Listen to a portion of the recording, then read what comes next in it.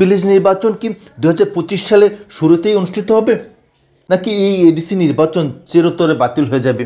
আদালতের নির্দেশে স্পষ্টভাবে 2024 সালের ডিসেম্বরের মধ্যেই এডিসি ভিলেজ নির্বাচন হওয়ার কথা থাকলেও বর্তমান রাজ্য সরকার কিংবা নির্বাচন কমিশন এডিসি ভিলেজ নির্বাচন নিয়ে কোনো ধরনের প্রশাসনিক পদক্ষেপ নিয়েছেন বলে জানা যায়নি।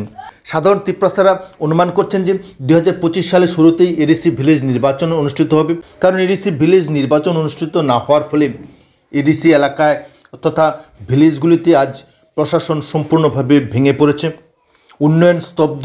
এই পরিস্থিতিতে ভিলেজ নির্বাচন অনুষ্ঠিত হওয়া একান্ত প্রয়োজন, কিন্তু প্রশাসন তথা নির্বাচন কমিশন কিংবা রাজ্য সরকার কোন ধরনের প্রশাসনিক উদ্যোগ নেওয়ার চেষ্টাই করছে না।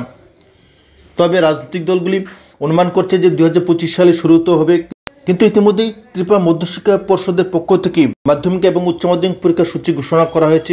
তার ফলশ্রুতিতে এডিসি ভিলেজ নির্বাচন অনুষ্ঠিত হওয়া যথেষ্ট কঠিন হয়ে পড়বে। সেই সঙ্গে রাজনৈতিক দলগুলো এই বলে রাজ্য সরকার এবং নির্বাচন কমিশনের সমালোচনা করছেন যে এডিসি ভিলেজ নির্বাচন নিয়ে চূড়ান্ত গাফিলতি চলছে, সে সঙ্গে আদালতের নির্দেশও আজ সম্পূর্ণভাবে লঙ্ঘিত হচ্ছে। এই অবস্থায় এডিসি ভিলেজ নির্বাচন 2025 সালের শুরুতেই অর্থাৎ জানুয়ারি মাসে অনুষ্ঠিত হবে কিনা তা নিয়েও সন্দেহ সৃষ্টি হয়েছে, অর্থাৎ এডিসি ভিলেজ নির্বাচন সম্পূর্ণ অনিশ্চিত হয়ে পড়েছে। এডিসির ভিলেজ নির্বাচন পিছিয়ে দেওয়া হতে পারে এবং আগামী মে কিংবা জুন মাসেই এই নির্বাচন অনুষ্ঠিত হবে বলে মনে করছেন রাজনৈতিক বিশেষজ্ঞরা।